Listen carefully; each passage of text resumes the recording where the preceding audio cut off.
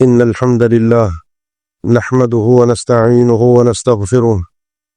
ونعوذ بالله من شرور أنفسنا ومن سيئات أعمالنا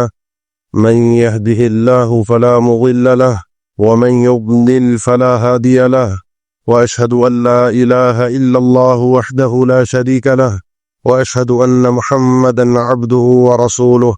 يا أيها الذين آمنوا اتقوا الله حق تقاته ولا تموتن إلا وأنتم مسلمون يا أيها الناس اتقوا ربكم الذي خلقكم من نفس واحدة وخلق منها زوجها وبث منهما رجالا كثيرا ونساء واتقوا الله الذي تساءلون به والأرحام إن الله كان عليكم رقيبا يا أيها الذين آمنوا اتقوا الله وقولوا قولا سديدا يصلح لكم أعمالكم ويغفر لكم ذنوبكم ومن يطع الله ورسوله فقد فاز فوزا عظيما أما بعد فإن أصدق الكلام كلام الله وخير الهدي هدي محمد صلى الله عليه وسلم وشر الأمور محدثاتها وكل محدثة بدعة وكل بدعة ضلالة وكل ضلالة في النار أعوذ بالله من الشيطان الرجيم بسم الله الرحمن الرحيم كلا إذا بلغت التراقي وقيل من راق وظن أنه الفراق والتفت الساق بالساق إلى ربك يومئذ المساق اس دنیا کی زندگی میں اپنے معاملات اپنی چیزوں کو سدھارتے ہوئے درست کرتے ہوئے ہم میں سے ہر شخص کا ایک مقصد ہے، ایک ہدف ہے۔ میں نے یہ کام کرنے ہیں 20 سال کی عمر تک پہنچنے تک، 30 سال کی عمر میں یہ کرنا ہے، 50 سال، 60 سال، 70 سال۔ ہم سب نے ایک ایک ہدف اپنا بنا کر رکھا ہوا ہے، اور اپنے آس پاس ماحول میں ہم دیکھتے ہیں کہ بہت سے لوگ اچانک اس دنیا سے رخصت ہو جاتے ہیں۔ بہت سے لوگ کچھ ان کو پیغامات پہلے سے مل جاتے ہیں بیماری کی صورت میں، آفات اور پریشانیوں کی صورت میں، کہ اب جانے کا وقت قریب ہے۔ لیکن میری زندگی جس میں صحت مند ہوں، کوئی پریشانی نہیں ہے، کوئی ایسا دکھ درد تکلیف نہیں ہے، اس میں میری پلاننگ میں کہیں بھی اپنی اس کیفیت کا، اس نظارے کا دھیان ہی نہیں ہوتا جس کو رب العالمین نے قرآن مجید میں بیان بھی فرمایا ہے اور جو حقیقت بھی ہے۔ اسی وجہ سے ظلم بھی ہوتا ہے، اسی وجہ سے گناہ بھی ہوتے ہیں، اسی وجہ سے موج مستی بھی ہوتی ہے، لیکن ایک دم جب بریک لگتا ہے، جب وہ وقت وہ کیفیت بنتی ہے، تو یہ ساری دنیا، سارے معاملات دھرے کے دھرے رہ جاتے ہیں۔ قرآن مجید میں اللہ تعالیٰ نے جب اس کیفیت کو ذکر فرمایا تو اس کو تھوڑا سا اپنے ساتھ جیتے جاگتے محسوس کرنے کی کوشش کیجیے، اور ہم میں سے ہر شخص نے اس کیفیت سے گزرنا ہے، مانے نہ مانے، چاہے نہ چاہے، کہیں بھی بھاگ جائے۔ قل ان الموت الذي تفرون منه فانه ملاقيكم ثم تردون الى عالم الغیب والشہادہ فینبئکم بما کنتم تعملون۔ یہ جو موت کا منظر ہوتا ہے، موت کی کیفیت ہوتی ہے، اس سے ہر شخص نے گزرنا ہے، کہیں بھی بھاگ کر جا نہیں سکتا۔ اس لمحے کو تھوڑا سا سمجھیے گا۔ اللہ تعالیٰ نے ذکر فرمایا کلا اذا بلغت التراقی، اور سورۃ الواقعہ میں فلولا اذا بلغت الحلقوم، جب انسان کی روح اس کے سانس کی نالی تک پہنچتی ہے، پورے جسم سے کھینچتی ہے، اور کھینچنے کے بعد نیچے سے پہلے اس کا دھڑ مفلوج ہوتا ہے، روح پہلے نیچے سے نکلتی ہے، اور یہ بہت مختصر سا وقت ہوتا ہے، سیکنڈ سے بھی کم، مائنر سا، بہت چھوٹا، کوئی لمبی کہانی نہیں ہوتی۔ پورے وجود سے روح کھینچ کر اذا بلغت الحلقوم یا ترقو کی ترقو سے ہے، یہ انسان کے جو حلق میں سانس کی آخری اوپر کی سٹیج ہے نالی کی، یہاں پر روح پہنچتی ہے اور یہیں سے پھر انسان کے جسم سے باہر نکلتی ہے۔ جب انسان اس کشمکش میں ہوتا ہے، اس سچویشن میں ہوتا ہے، فلولا اذا بلغت الحلقوم وانتم حینئذ تنظرون، تم آس پاس جو لوگ کھڑے ہوئے ہوتے ہیں، کوئی معالج ہوتا ہے، کوئی طبیب ہوتا ہے، کوئی رشتہ دار ہوتے ہیں آس پاس، اور ہم میں سے ہر شخص یہ منظر دیکھ رہا ہوتا ہے۔ جو ہم جیتے جاگتے لوگ ہیں، ہم یہ منظر دیکھتے ہیں، لیکن اس لاچاری اور بے بسی کو اللہ نے قرآن میں ذکر کیا، وانتم حینئذ تنظرون، تم اس وقت بس دیکھ رہے ہوتے ہو، کر کچھ بھی نہیں سکتے، اس آدمی کی روح کو واپس اس کے جسم میں لا کر ڈال نہیں سکتے۔ کلا اذا بلغت التراقی وقیل من راق، ہم جو آس پاس کھڑے ہوئے لوگ ہوتے ہیں، اس وقت ایک ہی خواہش ہوتی ہے، ایک ہی چیز ہوتی ہے، من راق، کوئی تو ہو جو اس کو آ کے کوئی دم پھونک جھاڑ، کوئی وظیفہ، کوئی دعا، کوئی طبیب معالج آ کے اس کا علاج کر دے، کہیں سے بچ جائے۔ بل ایک قول کے مطابق تفسیر میں وقیل من راق، آس پاس کے لوگ یا وہ فرشتہ جو آیا ہوتا ہے ملک الموت روح قبض کرنے کے لیے، وہ یہ پوچھتا ہے کہ من راق، اس آدمی کی روح کو کون سے فرشتے آئے ہیں لینے کے لیے؟ رحمت کے فرشتے ہیں، عذاب کے فرشتے ہیں، جس کی آگے تفصیل آ رہی۔ وقیل من راق وظن انہ الفراق، ہم تو لاچاری بے بسی میں منظر دیکھ رہے ہوتے ہیں، لیکن یہ جو بندہ ہوتا ہے نا، جس کے اوپر یہ بیت رہی اور بیتے گی سب پر، اس کا معاملہ کچھ مختلف ہو جاتا ہے۔ اس کو سمجھ میں آنے لگتا ہے کہ وقت جدائی کی ہے، اب گھر بار، بینک بیلنس، بچے، ساری موج مستی، سب کچھ چھوڑ کر جانا ہے، کیونکہ وہ منظر دیکھ لیا، وہ چیزیں دیکھ لیں جو آج تک کبھی دیکھی نہیں تھیں، وہ پردے ہٹ گئے۔ فَكَشَفْنَا عَنْكَ غِطَاءَكَ فَبَصَرُكَ الْيَوْمَ حَدِيدٌ، اور سورۃ یہ قاف میں اللہ تعالیٰ نے ذکر فرمایا ذَلِكَ وَجَاءَتْ سَكْرَةُ الْمَوْتِ بِالْحَقِّ ذَلِكَ مَا كُنْتَ مِنْهُ تَحِيدُ وَنُفِخَ فِي الصُّورِ ذَلِكَ يَوْمُ الْوَعِيدِ، یہ جو موت کا اللہ تعالیٰ نے اس کو تعبیر کیا، موت کا نشہ نہیں ہوتا، سکرہ کہتے ہیں اس کیفیت کو جس میں انسان آنکھیں کھلی ہوتی ہیں، کان کھلے ہوتے ہیں، دیکھ بھی رہا ہوتا ہے، لیکن سامنے کے منظر کی اسے ہوش نہیں ہوتی۔ نشے میں انسان جب ہوتا ہے اسے پتہ نہیں کیا، اس کے دماغ میں اپنا کچھ چل رہا ہے۔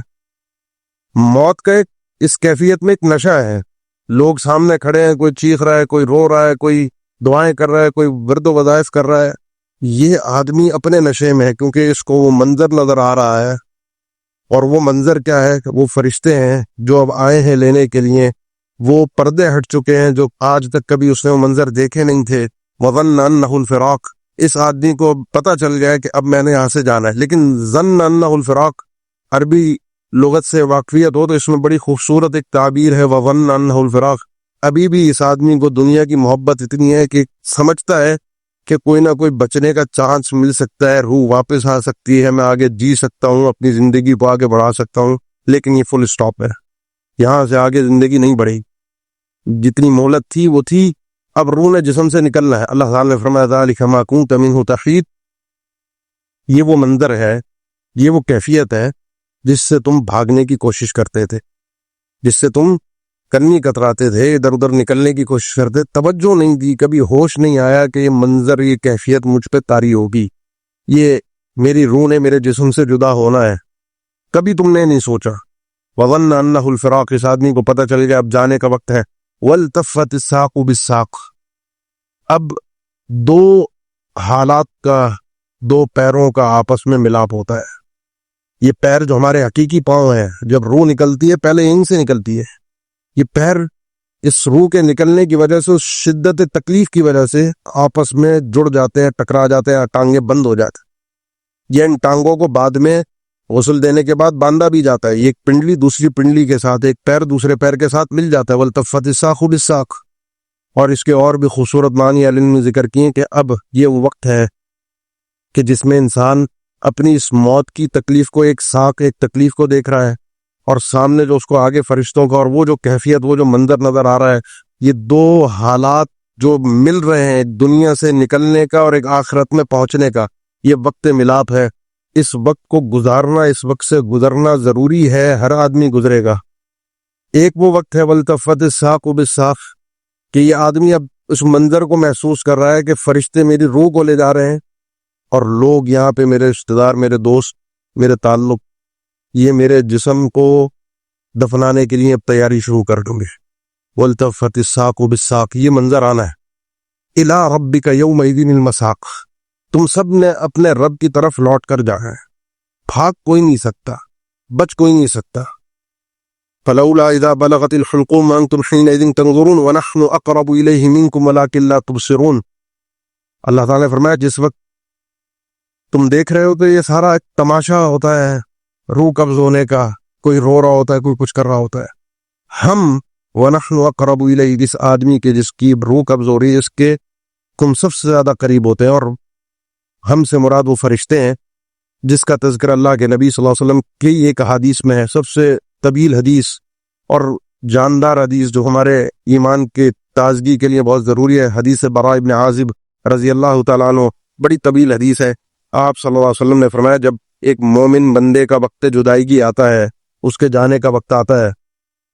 تو فرشتے آتے ہیں۔ اب اس موقع پر دو کیفیات بنتی ہیں، ایک ہے موت کی شدت، یہ روح کا جسم سے نکلنا آسان چیز نہیں ہے، یہ بڑی ایک تکلیف دہ صورتحال ہے۔ سید عائشہ رضی اللہ تعالیٰ عنہ فرماتی ہیں میں اپنی زندگی میں کسی کی مشکل موت جب دیکھتی تھی، تکلیف میں، کرب میں، تو مجھے لگتا تھا کہ اس آدمی کا انجام اچھا نہیں ہوا، لیکن جب میری گود میں اللہ کے نبی صلی اللہ علیہ وسلم کی رخصتی ہوئی اور آپ صلی اللہ علیہ وسلم کو میں نے دیکھا کہ آپ اس شدت کی وجہ سے، اس تکلیف کی وجہ سے آپ صلی اللہ علیہ وسلم کے بے ہوشی طاری نہ ہو، آپ کے پاس ایک پانی کا پیالہ ہوتا تھا، آپ اس میں اپنی انگلیاں کو ہاتھوں کو ڈبوتے، اپنے چہرے پر وہ پانی پھیرتے تاکہ کچھ ہوش و حواس باقی رہے، اور میں آپ صلی اللہ علیہ وسلم کی زبان سے اس کیفیت کے اندر دو جملے سنیں، لا الہ الا اللہ ان للموت سکرات، اللہ کے علاوہ کوئی عبادت کے لائق ہی نہیں، اللہ مدد فرما دے۔ یہ موت کا جو یہ نشہ ہے نا، یہ جو شدت اور تکلیف ہے جس میں انسان اپنے ہوش و حواس کھو دیتا ہے، اللہم اعینی علی سکرات الموت، اللہ یہ جو موت کی سکرات ہے، جو نشہ ہے، یہ مدوشی ہے، کیونکہ اس وقت شیطان بھی حملہ آور ہوتا ہے، انسان کو اپنا سارا ماضی اس کا سامنے آ جاتا ہے۔ اللہ اس کیفیت کے اندر میری مدد فرما دے، اگر تیری مدد نہ ہوئی تو یہاں سے نکلنا بڑا مشکل ہو جائے گا۔ اللہم اعینی علی سکرات الموت، آپ صلی اللہ علیہ وسلم یہ کہتے رہے، اور پھر بالآخر میں نے آپ صلی اللہ علیہ وسلم کی زبان مبارک سے آخری جملہ آپ کی زندگی کا سنا، اللہم فی الرفیق الاعلی، اور یہ وہ جملہ تھا، سید عائشہ فرماتی ہیں کہ اللہ کے نبی صلی اللہ علیہ وسلم نے فرمایا تھا اپنی زندگی میں کہ کسی بھی نبی کا جب جانے کا وقت آتا ہے تو اس کو فرشتوں کی طرف سے، اللہ تعالیٰ کی طرف سے یرا مقعدہ من الجنہ، اس کو پہلے اس کا جنت میں مقام دکھایا جاتا ہے نبی کو، ثم یخیر، پھر اس کو پوچھا جاتا ہے، اختیار لیا جاتا ہے رہنا ہے دنیا میں یا اب جانا ہے۔ تو اللہ کے نبی صلی اللہ علیہ وسلم کے جو الفاظ تھے فی الرفیق الاعلی، یہ اس سوال کا جواب تھا جو فرشتوں نے آپ صلی اللہ علیہ وسلم سے کیا تھا۔ تو موت کے وقت کی تکلیف سے گزرنا ہر ایک نے ہے، شہید کے لیے آپ صلی اللہ علیہ وسلم نے فرمایا، جامع ترمذی مسند احمد کی صحیح حدیث ہے کہ اس کو بس اتنی تکلیف ہوتی ہے کہ جو ایک کوئی جیسے ہم کسی کو چونٹی کاٹتے ہیں، اس کی کھال کو کھینچتے ہیں، کیونکہ اس نے اپنے سر پر موت کو ناچتا ہوا دیکھا ہوتا ہے، اپنے سامنے موت کے کئی منظر دیکھے ہوتے ہیں مجاہد نے، اس کو اللہ تعالیٰ نے اس تکلیف سے محفوظ رکھا ہوتا۔ ابھی اس تکلیف کے اندر ویسے ایک تکلیف میں امام غزالی نے ذکر کیا جو انسان کے موت کے وقت کی جو کیفیات ہیں نا، ان میں ایک موت کی تکلیف ہے، پھر وہ فرشتوں کا منظر ہے جو حدیث براء ابن عازب میں ذکر کر رہا تھا کہ جب اس کے جدا ہونے کا وقت آتا ہے، اس کے روح قبض ہونے کا وقت آتا ہے، اب فرشتے آتے ہیں، فرشتوں کے پاس جنت کا کفن بھی ہوتا ہے اور بڑی خوبصورت جنت کی خوشبو بھی ہوتی ہے، حنوت، یہ خوشبو کے ساتھ بھی آتے ہیں اور مومن بندے کے لیے، اور کفن بھی لے کر آتے ہیں اس کی روح کے لیے، اور پھر اس کے لیے فرشتے فیجلسون لہ مد البصر۔ اب یہ آدمی، اب وہ منظر کو تھوڑا سا سمجھیے گا کہ جب وانتم حینئذ تنظرون، ہم تو دیکھ رہے ہوتے ہیں اس آدمی کی روح قبض ہو رہی ہے، وہ کیا دیکھ رہا ہے؟ وہ اللہ کے نبی صلی اللہ علیہ وسلم نے بتایا وہ فرشتوں کو دیکھتا ہے کہ اس کی تا حد نگاہ، جہاں جہاں تک اس کی نگاہ گھوم رہی ہے چاروں طرف، اس کو فرشتے ہی فرشتے نظر آ رہے ہیں، لیکن وہ فرشتے انتہائی خوبصورت شکل میں ہوتے ہیں مومن کے لیے، بید الوجوہ کان وجوہہم المشمس یا الشمس، خوبصورت بارونق اچھے انداز میں خوبصورت چہرے کے ساتھ آتے ہیں۔ پھر ملک الموت آتا ہے، علیہ السلام کے الفاظ ہے کہ جس کی ذمہ داری جس فرشتے کی جس نے روح کو جسم سے الگ کرنا ہوتا ہے، حتی اذا جاء احدکم الموت توفته رسلنا وهم لا يفرطون ثم ردوا الى اللہ مولاهم الحق۔ الا لہ الحکم وہو اسرع الحاسبین. اب یہاں پر وہ فرشتہ جب آتا ہے اور اس روح سے خطاب کرتا ہے اخرج الی مغفرۃ من اللہ ورضوان،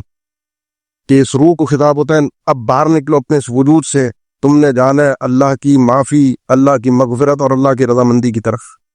یہ جو الفاظ ہیں، یہ جو منظر ہے، اس سے گزرنا ہر ایک نے ہے، لیکن ان الفاظ کے لیے انسان کی پوری زندگی اس کے سامنے ہوتی ہے. یہ الفاظ جو فرشتہ ملک الموت اس خوبصورت شکل میں آ کے جب یہ الفاظ کہتا ہے، اس کے لیے پورا ایک زندگی کا پورا ایک خاکہ ہوتا ہے، جس کو آپ صلی اللہ علیہ وسلم نے صحیح مسلم کے حدیث میں یوں بیان فرمایا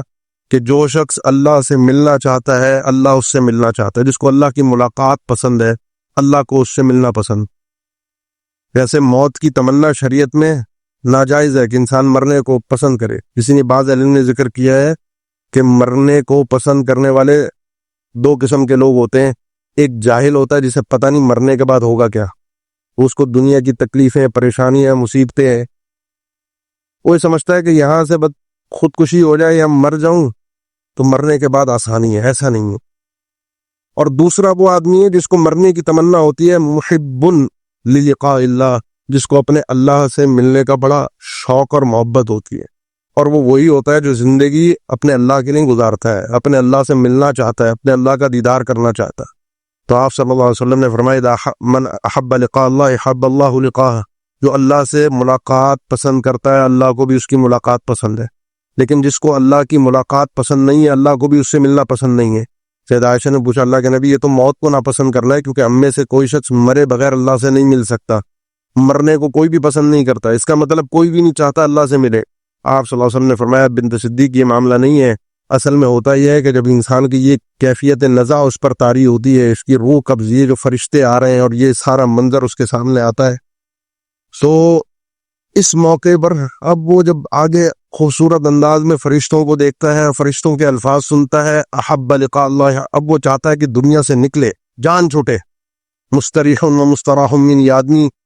آزاد ہو گیا، تکلیفوں سے، پریشانیوں سے راحت میں آ گیا، سکون میں آ گیا، ساری ٹینشن، اذیتیں سب ختم، کیونکہ آگے کا جو منظر اس کو نظر آیا ہے، اس کو نظر آ گیا کہ وہ جیت چکا. فزت ورب الکعبہ. اب اس موقع پر جو اللہ سے ملنا چاہتا ہے اللہ اس سے ملنا چاہتا ہے، جو نہیں ملنا چاہتا اللہ اس سے نہیں ملنا چاہتا. کیونکہ کافر اور منافق کی روح کا تذکرہ آپ صلی اللہ علیہ وسلم نے بیان فرمایا کہ جب یہ فرشتے آتے ہیں اس کی روح قبض کرنے کے لیے تو ان کے چہرے انتہائی اس کے سامنے سیاہ، کالے، بد نما ایک کیفیت، ڈرانا منظر ہوتا ہے، وہ برداشت نہیں کر سکتا انسان اس کیفیت میں. اس کیفیت کے اندر فرشتے آ کر اب وہ بھی اسی طرح اپنے سامنے فرشتوں کو تا حد نگاہ، چاروں طرف فرشتے ہی فرشتے اس کیفیت کے اندر. پھر ملک الموت آتا ہے حدیث برا کے اندر، اور وہ آ کر اس کو کہتا ہے اخرجی الی سخط اللہ وغضبہ. اب یہ اپنی روح آرڈر ہوتا ہے باہر نکل،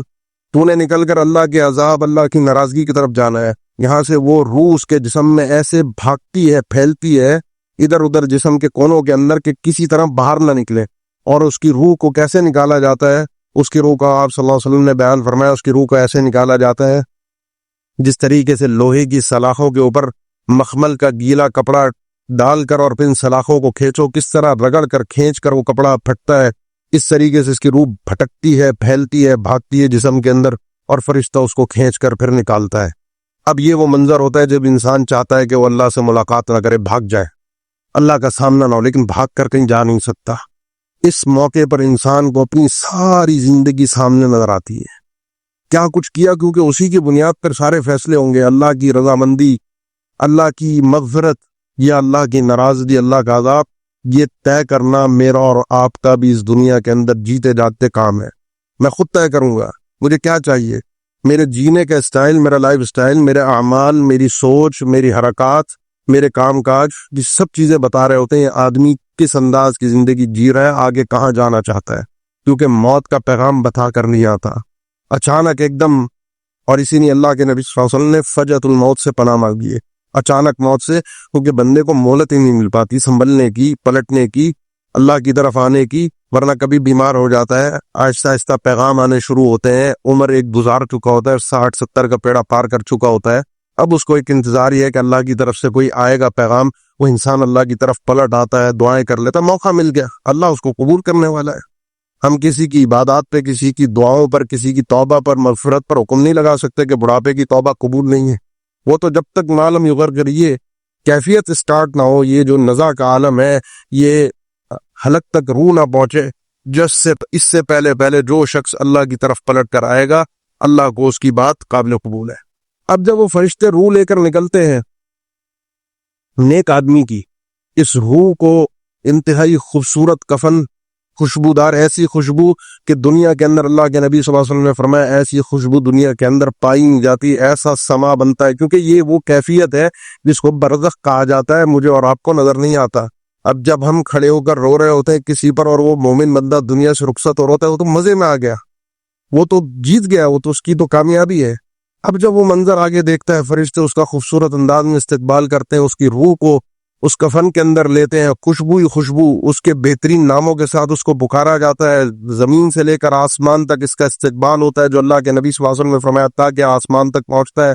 دروازہ کھولنے کے لیے کہا جاتا ہے، فرشتے پوچھتے ہیں کس کے لیے دروازہ کھولنا ہے، بتایا جاتا ہے فلاں بن فلاں کی روح کو لایا جا رہا ہے، اللہ تک پہنچانا ہے۔ فرشتے اس کے لیے استقبال کر کے دروازہ کھولتے ہیں کہ آرڈر تھا اس آدمی کے لیے دروازے کو کھولا جائے آسمان کے، حتیٰ کہ اس 7 آسمانوں کے اوپر اللہ کے پاس تک اس کی روح پہنچتی ہے۔ کافر کی روح کو، منافق کی روح کو، اس کی روح کو آسمان سے ہی دھتکار دیا جاتا ہے، بڑے بدبودار کفن کے اندر، بڑی بدبو کے اندر اس کی روح کو نکالا جاتا ہے، انتہائی بدترین الفاظ کے ساتھ اس کو پکارا جاتا ہے، جو قرآن میں بھی ہے فَكَيْفَ إِذَا تَوَفَّتْهُمُ الْمَلَائِكَةُ يَضْرِبُونَ وُجُوهَهُمْ وَأَدْبَارَهُمْ۔ اس کیفیت کا ذرا اندازہ تو کرو جب ان بدبختوں کو فرشتے ان کی روح کو قبض کرتے ہیں، منہ پر اور پیٹھ پر تھپڑ مار مار کے ان کی روح کو کھینچ کر نکالا جاتا ہے۔ آسان نہیں ہے یہ کیفیت، اور گزرنا ہم سب نے ہے، نکل کے جانا ہم سب نے ہے۔ ہم میں سے کتنا عرصہ یہ جو ہم سارا مجمع آج اکٹھا ہے، آپ کو کیا لگتا ہے 50 سال، 60 سال، 70، 80، 90، 100 سال بعد ہوگا کوئی ہم میں؟ کتنی ہماری آرزویں ہیں، کتنی ہماری خواہشیں ہیں، کتنا ہم نے سوچ سمجھ کے آگے کی پلاننگ کی ہوئی ہے، اس سب کی سب ایک فل سٹاپ کے بعد دھری کی دھری رہ جاتی ہے۔ پھر انسان کے وہی کام آتا ہے جو اس نے آگے نیکی پہنچا دی، آگے نیکی کر کے آگے اللہ کے سامنے بھیج دیا۔ اس وقت کے اس منظر کے آنے سے پہلے وَأَنفِقُوا مِمَّا رَزَقْنَاكُم مِّن قَبْلِ أَن يَأْتِيَ أَحَدَكُمُ الْمَوْتُ فَيَقُولَ رَبِّ لَوْلَا أَخَّرْتَنِي إِلَىٰ أَجَلٍ قَرِيبٍ فَأَصَّدَّقَ وَأَكُن مِّنَ الصَّالِحِينَ۔ اللہ کی راہ میں جتنا ہو سکتا ہے دے دو، مال سے، پیسے سے، دولت سے، جنت جتنی آسانی کے ساتھ خریدی جا سکتی ہے اتنی آسانی کے ساتھ کسی اور چیز سے نہیں کی جا سکتی۔ آخری پارہ، 30واں پارہ، تقریباً قیامت، آخرت، جنت، جہنم، انہی مناظر کا تذکرہ ہے، اور آپ بار بار دیکھیں گے اس میں پیسے کا تذکرہ ہے، یتیموں پر، مسکینوں پر خرچ کرنے کا، ان کا خیال کرنے کا۔ وَأَنفِقُوا مِمَّا رَزَقْنَاكُم مِّن قَبْلِ أَن يَأْتِيَ أَحَدَكُمُ الْمَوْتُ، بڑا بینک بیلنس جمع کیا ہوا تھا، بہت کچھ تھا، جینے کے لیے بہت کچھ تھا، لیکن جب فرشتے آ گئے تو اس کو پتہ چل گیا سب چھوڑ چھاڑ کے جانا ہے، کچھ ساتھ نہیں لے جا سکتا۔ تو اللہ سے وہ آدمی کہتا ہے موت کے وقت ربی لولا اخرتنی الی اجل قریب فاصدق، اللہ تھوڑی سی مہلت مل جائے، اتنی مل جائے کہ میں صدقہ کر دوں، یہ کہہ سکوں کہ میرا مال اللہ کی راہ میں وقف ہے، اس کو اللہ کی راہ میں خرچ کر دیا جائے۔ واکم من الصالحین، اللہ اتنا مہلت، اتنی وقت، اتنا مل جائے کہ میں اب سب کچھ دیکھ لیا نا، وہ غیب تھا، جب تک غیب ہوتا ہے جب تک تو ایمان ہوتا ہے، غیب کے پردے ہٹ جائیں تو پھر وہ ایمان بالغیب نہ رہا، وہ تو نظر آ گیا، وہ تو پھر ماننا پڑے گا، وہ تو سب کو ہے، بار بار قرآن میں آتا ہے، اللہ تعالیٰ پوچھتا ہے فَهَلْ وَجَدتُّم مَّا وَعَدَ رَبُّكُمْ حَقًّا، جو اللہ نے وعدے کیے تھے سچے سچے نظر آ رہے ہیں۔ وَجَاءَتْ سَكْرَةُ الْمَوْتِ بِالْحَقِّ، یہ جو موت کا جھٹکا جب آتا ہے، یہ جو نشہ جب آتا ہے کہ یہ وہ سچ لے کر آتا ہے جس سچ کو بیان کیا گیا لیکن میں مان نہیں پا رہا، میں یقین نہیں کر پا رہا، وہ اس پردے کے ہٹنے کے بعد نظر آ جاتا ہے۔ اب وہ آدمی کہتا ہے اللہ تھوڑی سی مہلت مل جائے، تھوڑا سا وقت مل جائے، سدھر جاؤ۔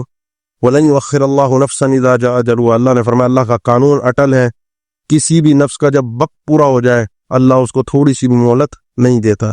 اس وقت کی، جس وقت کی وہ آدمی بھیک مانگ رہا ہے اللہ سے کہ تھوڑا وقت مل جائے، میں سدھر جاؤں گا، پلٹ جاؤں گا، وہ وقت اللہ نے مجھے اور آپ کو ابھی دیا ہوا ہے، ابھی میرے پاس وہ سب چیزیں موجود ہیں، مانگنے سے پہلے ملی ہوئی ہیں۔ سدھرنے کا وقت بھی ہے، پلٹنے کا وقت بھی ہے، چینج کرنے کا وقت بھی ہے۔ کیجئے یہ کہ الگ سے تنہائی میں رات کو کسی اور ٹائم پہ اپنے آپ سے چند باتیں کیجئے، اپنے آپ سے چند سوالات کیجئے، اگر یہ وقت مجھ پر آ گیا، یہ کیفیت مجھ پر طاری ہوئی، میں تیار ہوں اللہ کے سامنے جانے کے لیے، میں تیار ہوں اللہ کی ملاقات کے لیے. میرے پاس ایسا کچھ ہے کہ جب اللہ کو کھڑے ہو کہہ سکوں اللہ میں نے یہ کیا ہے. سیدنا سعد بن وقاص کہتے ہیں میں اور عبداللہ بن جحش یوم احد کا میدان تھا, میدان جنگ کا تیاری تھی, تو ہم دونوں نے کہا کہ اللہ سے اپنی اپنی ایک دعا کر لیتے ہیں جنگ میں اترنے سے پہلے. میں نے بھی دعا کی اللہ یہ وقت جدال وقت قتال ہے, اس میدان میں اتروں, کسی بڑے کافر سے میرا مقابلہ ہو, بڑا جاندار آدمی ہو, وہ بھی مجھ سے لڑے میں بھی اس سے لڑوں, آخر کار میں اس پہ غالب آؤں اور تیری راہ میں اس کو مار کے ختم کر دوں. عبداللہ ابن جحش نے دعا کی کہ اللہ میں بھی اس میدان میں اترنا چاہتا ہوں, مقابلہ کرنا چاہتا ہوں, لڑنا چاہتا ہوں ایک بڑے پکے کافر سے, مضبوط جاندار سے. وہ مجھ سے لڑنے کے نہیں آئے, میں بھی اس سے لڑوں, وہ بھی مجھ سے لڑے, اور آخر کار وہ اس پہ غالب آ جائے اور مجھے مار دے. مارنے کے بعد وہ میری ناک بھی کاٹ دے, میرے کانوں کو بھی کاٹ دے, میرے چہرے کو بگاڑ دے, اور کسی حالت میں مر جاؤ. کل تیرے سامنے اٹھ کر پیش ہوں اور تو مجھ سے پوچھے کہ یہ ناک اور کان کہاں ہیں, میں بتاؤ اللہ تیری راہ میں میرے چہرے کو کاٹ دیا گیا, میرے چہرے کو ختم کر دیا گیا, میرے ناک اور کان کو تیری راہ میں کاٹا گیا ہے. یہ وقت جدائی کی ہے. سیدنا عبداللہ سعد بن وقاص نے جب بعد میں اپنے بیٹے کو اپنی اور عبداللہ بن جحش کی دعا کا بتایا تو کہنے لگے کہ دعا میری بھی اچھی تھی, میرے اس بھائی کی بھی اچھی تھی, لیکن زیادہ اچھی دعا اس آدمی کی تھی جس نے اپنے مرنے کو اپنے ذہن میں رکھا اور اپنے وقت کی تیاری کے لیے کھڑا رہا. اللہ سے مانگا کہ اللہ کے سامنے وہ کس انداز میں ہونا چاہتا ہے, یہ آپ اپنے اکیلے وقت میں تنہائی میں طے کریں, آپ نے اللہ کے سامنے کس انداز میں پیش ہونا ہے. سچے انداز میں اللہ سے مانگیے کہ اللہ میں تیرے سامنے کس انداز میں اٹھ کر آنا چاہتا ہوں. اللہ آپ کو توفیق دے گا, وہ وقت آپ کو دے گا کہ آپ اس کیفیت کے اندر اللہ کے سامنے پیش ہو جائیں. وقت تنہائی کے اندر قبرستان اکیلے جا کر, کسی اسپتال میں جا کر مریضوں کو دیکھ کر آپ کو اللہ کی اس دنیا کا اور آخرت کا اچھی طرح اندازہ ہو سکتا ہے. اللہ تعالیٰ میں اس دنیا کے فتنے سے محفوظ رکھے. اللہ تعالیٰ اپنی ملاقات کی توفیق دے, تیاری کی توفیق دے. اقول قولی ھذا واستغفر اللہ لی ولکم وآخر دعوانا الحمد للہ رب العالمین.